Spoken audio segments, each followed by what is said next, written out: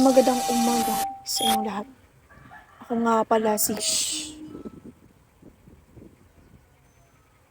Weirdo.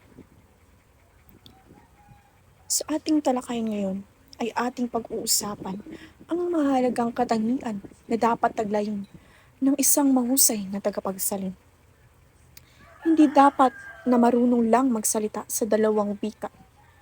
Dapat ay may mga kasanayang may kailangang linangin para maging mahusay na tagapagsalin. Unang katangian. Dapat ikaw ay may sapat na kaalaman sa dalawang wikang sangkot. Ayon kay Eugene Nida, ang unang katangian ng mahusay na tagapagsalin ay sapat na kaalaman sa parehong wika. Simulaing lingwahe at tunguhing lingwahe. Kung hindi ganap ang iyong kaalaman, maaari kang magkamali at magbigay ng maling kahulugan sa iyong salin. Kaya, delikado ang kakulangan sa kaalaman. Bakit? Dahil ito ay maaaring magdulot ng maling salin, lalo na sa mga tekstong pampanatikan kung saan mahalaga ang tono, damdamin, at estilo ng orihinal. Pangalawang katangian, sapat na kaalaman sa gramatika ng dalawang wika. Kung marunong ka mang magsalita ng Ingles at Filipino, hindi ibig sabihin na kaya mo nang magsalin ng tama. Mahalaga ang kaalaman sa gramatika para mapanatili ang natural na daloy ng pangungusap sa target na wika. Halimbawa na lamang nang sa Ingles ay mother cooked delicious food for us. Sa unang salin, ang nanay ay niluto ang masarap na pagkain para sa atin. Sa ikalawang salin, nagluto ang nanay ng masarap na pagkain para sa atin. Mapapansin na sa unang salin, ginaya lamang ang ayos ng Ingles, paksa muna bago panaguri. Sa Filipino, mas karaniwan ang panaguri muna bago ang simuno, gaya ng ikalawang salin. Mapapansin na dapat nating isaalang-alang ang gramatika. Ang layunin ng mahusay na tagapagsalin ay gawing natural at malinaw ang salin para hindi maramdaman ng mambabasa na ito ay mula sa ibang wika. Kaya, kailangan nating isaalang-alang ang gramatika. Ang gramatika ay isang pag-aaral hinggil sa isang wika, pagbabalakas ng salita, pagsasaayos ng salita upang mabuo ang pangusap. Kaya, ang mahusay na tagapagsalin ay hindi lamang tagapasa ng salita, kundi tagapaghatid ng kahulugan. Sa huli, ang pagsasalin ay hindi lamang tungkol sa wika, kundi sa pag-unawa sa kultura at sa layunin ng mensahe. Kung alam mo ang dalawang wika at ang gramatika nito, mas maipapasa mo ang diwa ng orihinal sa mas malinaw at tumpak na paraan. Yun lamang sa aking diskusyon at ngayon ay may inihanda akong mga tanong upang malaman kung kayo ba ay may natutunan sa aking mga iwinika. Maipapakita ako sa inyong mga pangusap na isinalin mula sa Ingles patungo sa Filipino. Kailangan niyo lamang sabihin kung tama o mali ang pagkakasalin at ipaliwanag ninyo kung bakit. Tatawag lamang ako kung sino ang sasagot.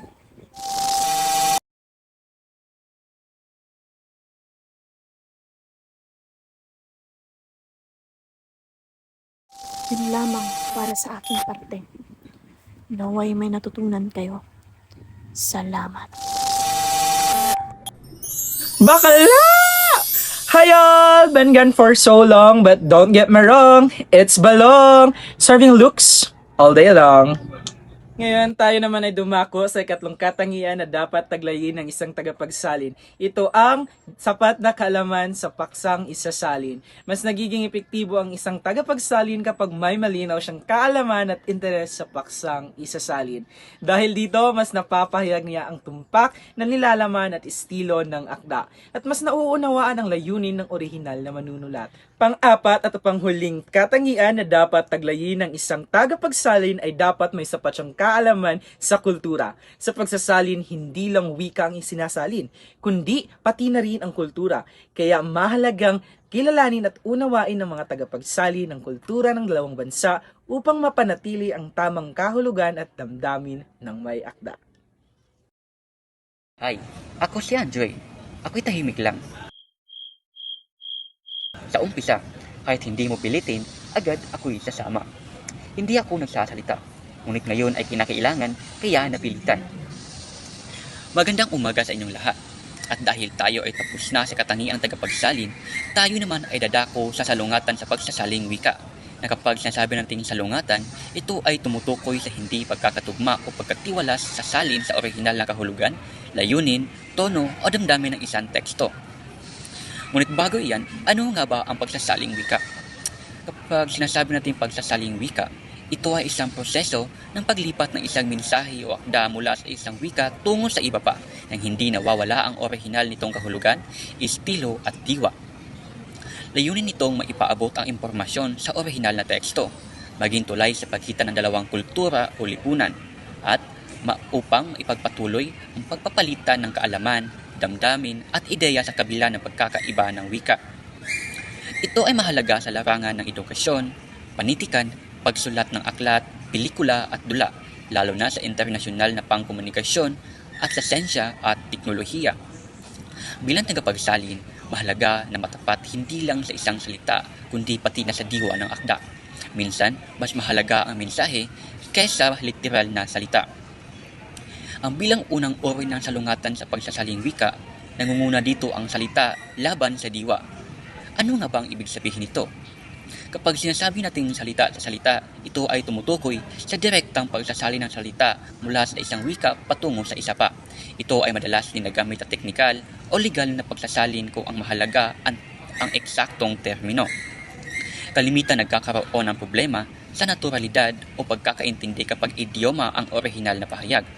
Halimbawa na lang sa Ingles na "It's raining cat and dog", na kapag ito ay isasalin sa literal, ang kahulugan nito ay umuulan ng aso at pusa.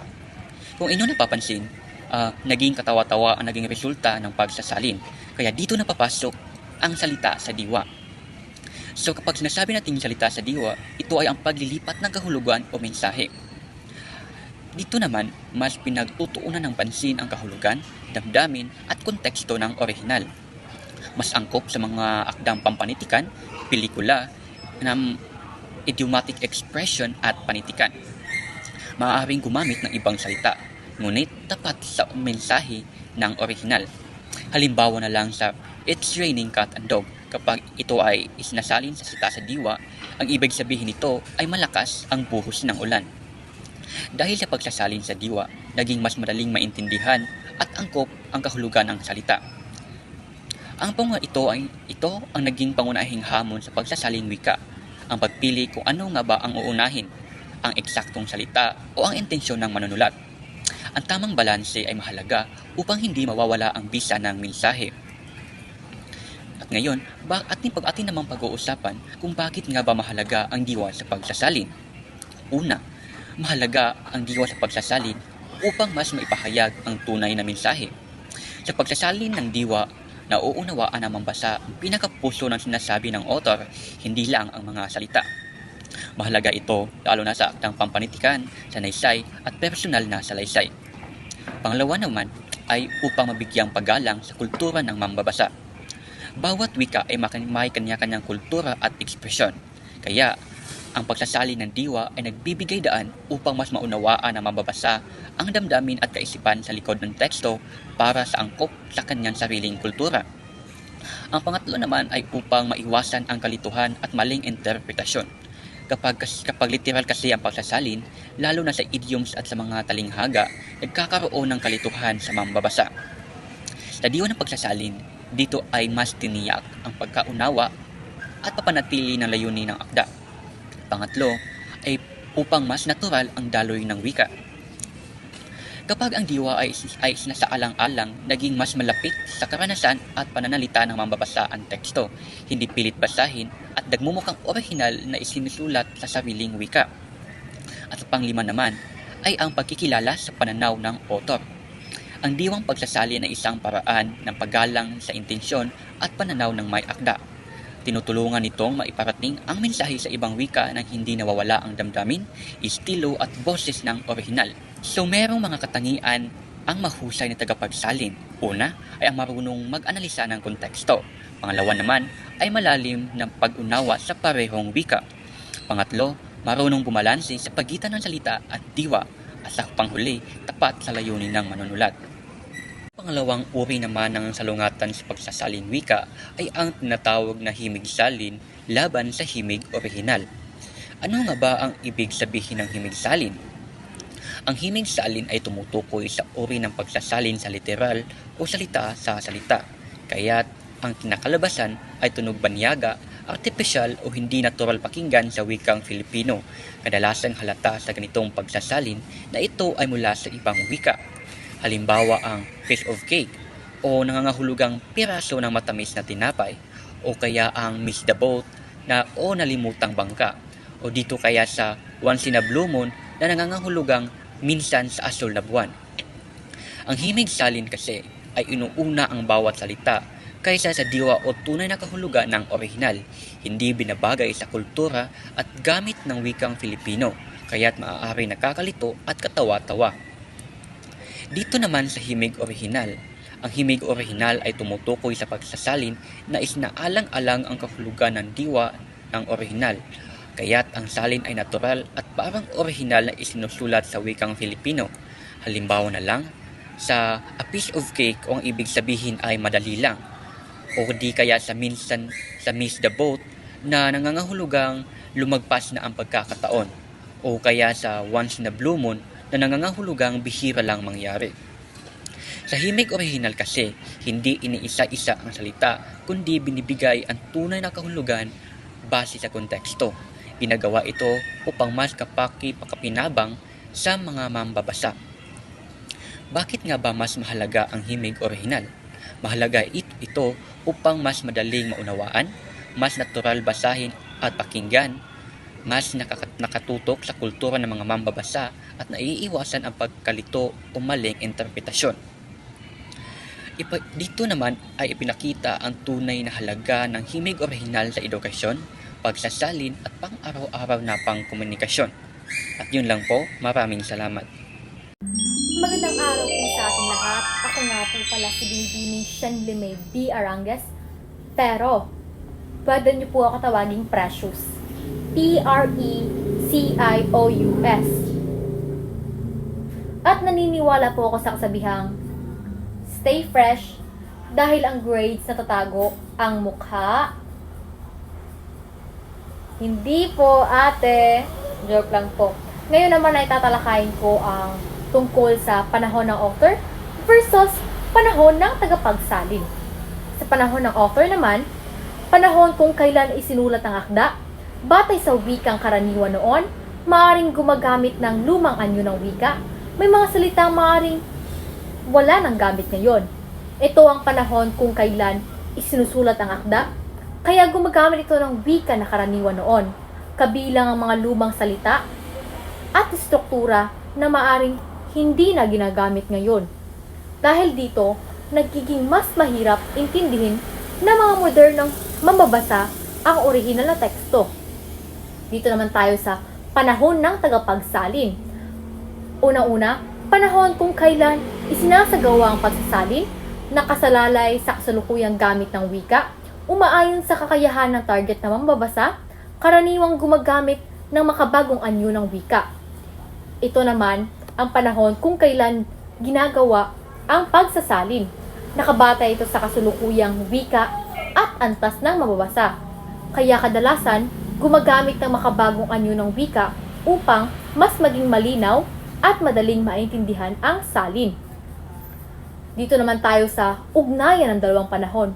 Ano nga ba ang ugnayan ng panahon ng author at panahon ng tagapagsalin? Maaring may malaki ang pagitan ng dalawang panahon, kailangan magpasya ang tagapagsalin kung papanatilihin o gawing moderno.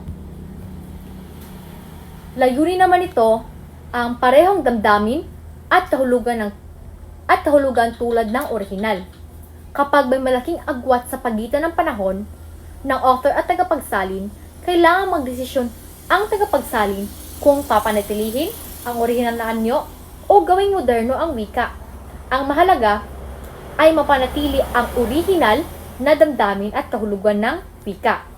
Dito naman tayo sa halimbawa, Don Quixote. Ito ay sinulat noong 1605. May luma itong anyo ng Ingles. Mas madaling basahin kung gagamit ng makabagong Ingles. Isinalin mula sa Ingles noong 1605, kung saan iba pa ang anyo ng wika dahil mahirap maintindihan ng mga modernong mambabasa ang orihinal na teksto. Mas mainam muna itong isalin sa makabagong Ingles bago isalin sa ibang wika tulad ng Filipino. Dito naman tayo ulit sa ikalawang halimbawa. Ito ay ang Canterbury Tales. Isinulat ito ni Chaucer sa matandang Ingles at malaki ang kaibahan sa kasalukuyang Ingles. Mas mainam isalin muna ito sa makabagong Ingles. Sinulat ni Chaucer sa matandang Ingles na malaki ang kaibahan sa ngayon, kaya halos hindi na talaga ito maintindihan ng modernong mambabasa. Ayon kay Savory, mas mainam munang isalin muna ito sa makabagong Ingles bago gawing isalin sa ibang wika. Dito naman tayo sa maaaring baguhin versus hindi maaaring baguhin. Ito naman ay pananaw ni Lord Woodhousley. Una-una, huwag bawasan, dagdagan, o palitan ng mga ideya. Pangalawa naman, pagbabago, kawalang respeto sa author. Pangatlo, tungkulin ng tagapagsalin, alisin ang hadlang sa pagitan ng dalawang wika. Hindi dapat bawasan, dagdagan, o palitan ng ideya ng akda dahil ito ay kawalang galang sa author. Ang tungkulin ng tagapagsalin ay alisin lamang ang hadlang sa wika upang maiparating ng tumpak ang mensahe sa mambabasa o sa atin na mga mambabasa. Dito naman tayo sa kailan maaaring baguhin. Maaari itong baguhin kung may mga salitang hindi na ginagamit, kung kailangang iayon sa panahon ng mambabasa, at dapat may pahintulot sa author. Maaring palitan ang mga salitang hindi na ginagamit o kailangang iayon sa mambabasa. Pero, dapat may pahintulot ito sa may akda. Yun lang ay kung buhay pa siya or kung buhay pa ang may akda. Ito ay para mapanatili ang respeto sa orihinal na gawa ng author.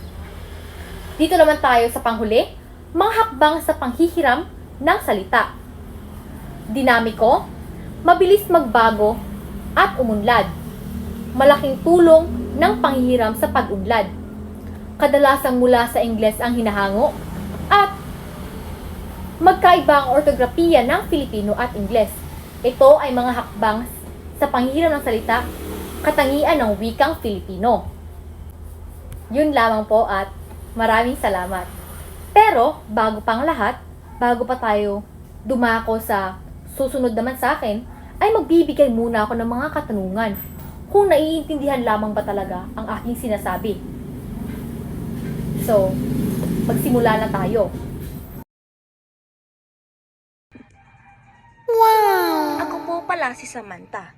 Mukhang fresh, ngunit hindi ako stress.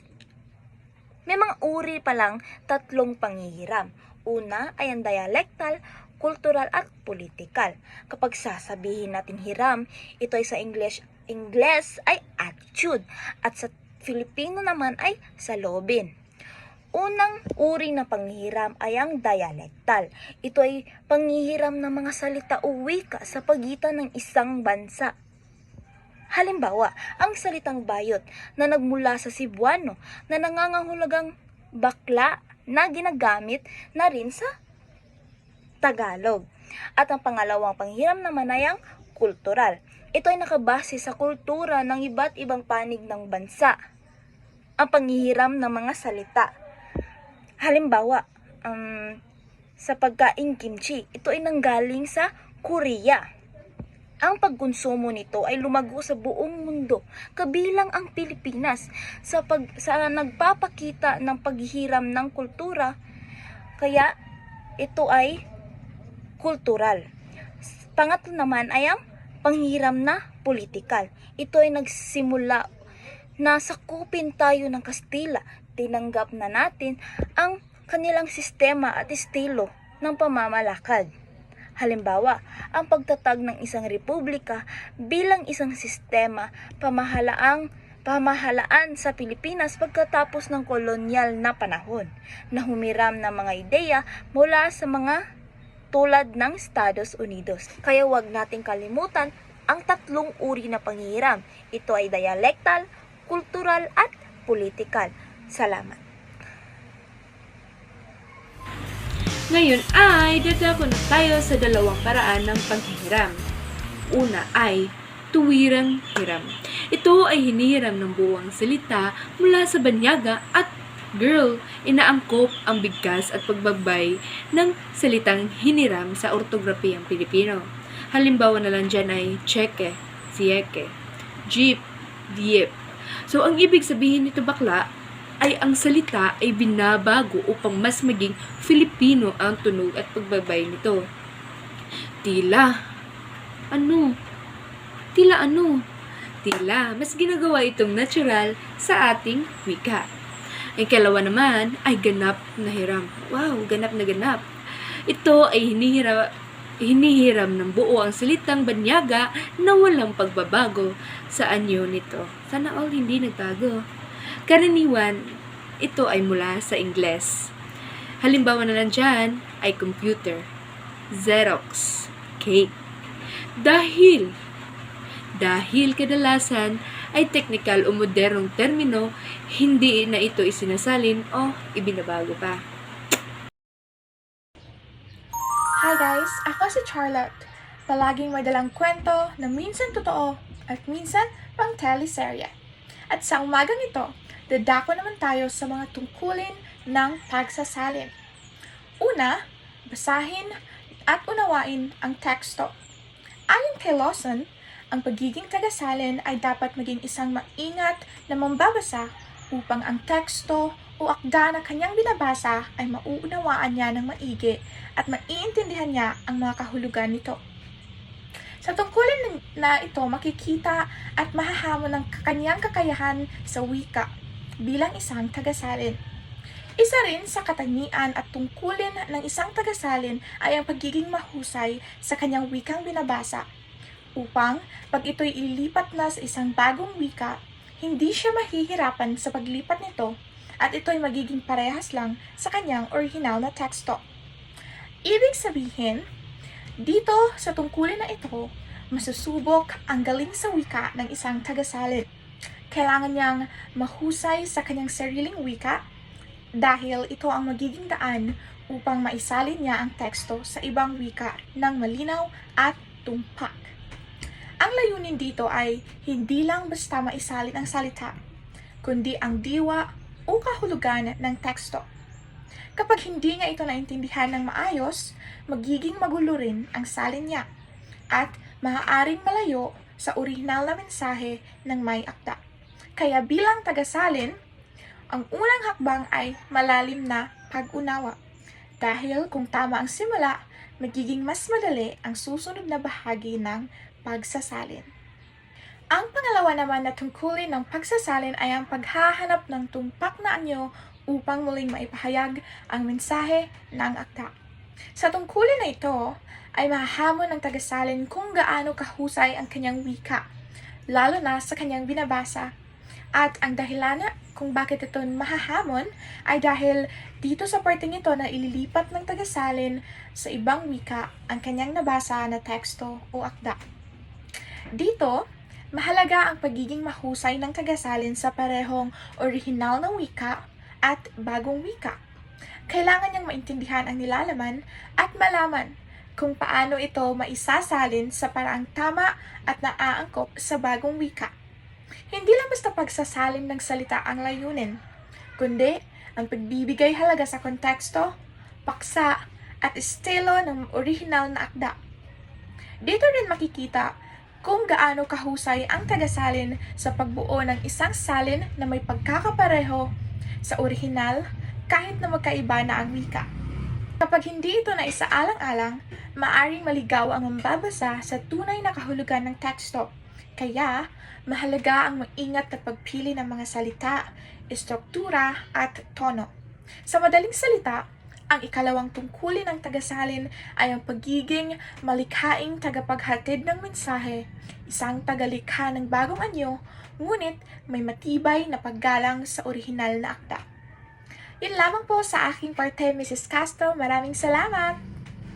Hello classmates, kilala niyo ba ako? Ako si Bogart, boys at the back. Akala niyo wala kayong matututo sa akin, no? Tama na kayo, boy. Ito na, sasabihin ko na. Magaling ba kayo sa pagsasalin? Alam niyo ba paano magsalin ng tama? Okay, may ikatlo pang tungkulin ang pagsasalin. At ito ay ang muling pagpapahayag ng mensahe sa bagong wika. Kapag sinasabi kasi natin guys na muling pagpapahayag, ibig sabihin nito paglilipat ng mensahe mula sa orihinal na wika patungo sa target na wika. Hindi lamang ito tungkol sa salin ng salita, kundi pati sa pagpapanatili ng diwa, tono at kultura. Dito, nasusukat kung tama at epektibo ang pagkakasalin. Kapag natapos na ang pagsasalin, makikita dito kung gaano ka-epektibo ang tagasalin sa pagbibigay ng parehong mensahe at damdamin. Hindi sapat na literal lang ang salin. Kailangan ring maramdaman ng mambabasa sa bagong wika ang parehong epekto gaya ng orihinal. Hindi dapat tayo magiging katawa-tawa sa mga mambabasa kapag nakita nila na hindi naaayon ang ating sinalin sa kanilang kultura. Huhusgahan tayo sigurado ng mga mambabasa. Bakit nga ba mahalaga ang kultura sa pagsasalin? Sapagkat pinapakita kung pinapahalagahan ba ng tagasalin ang dalawang wika. Diyan, masusukat ang ating passion at pagkakagusto sa pagsalin. Ang kultura ang nagsisilbing tulay para sa mas malalim na pag-unawa. Nag-iiwas din sa misinterpretation o maling kahulugan.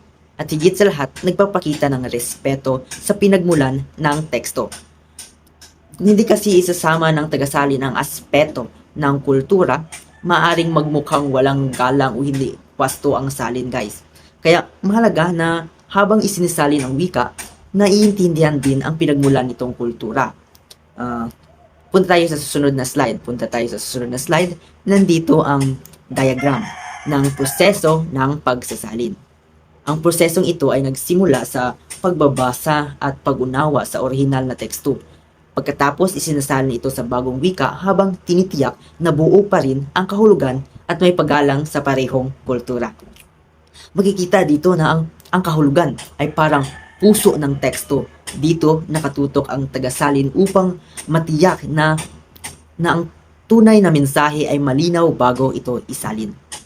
Pag natapos na ang tagasalin ang pagtuklas ng mga kahulugan ng teksto, ay pwede na niya itong ilipat at ipahayag sa bagong wika na kanyang gagamitin para siya na ay makabuo ng salin. Pero isaalang-alang pa rin ang pagpapahalagan sa kultura. Halimbawa sa susunod na slide, mga halimbawa. Ito, sa original na wikang Ingles, sabi dito, break a leg. Kapag isinalin ito sa literal na salin sa Filipino, nagiging basagin ang binti. Nagiging basaging binti ito, di ba? Pero kung isasali natin ayon sa kultura, pwede siyang good luck o galingan mo. Makikita dito na kung literal ang salin, magiging katawa-tawa. Diba? Kung magiging literal ang salin, magiging katawa-tawa, umali ang kahulugan. Pero kung iisipin natin ang kultura, alam natin na ang break a leg ay pagbibigay ng good luck sa kanluranin or western. So, may natutunan ba kayo? At yun lamang po, bilang tagasalin, hindi lang tayo naglilipat ng wika. Tayo ay tagapagdala ng mensahe at tagapaugnay ng dalawang wika. Maraming salamat.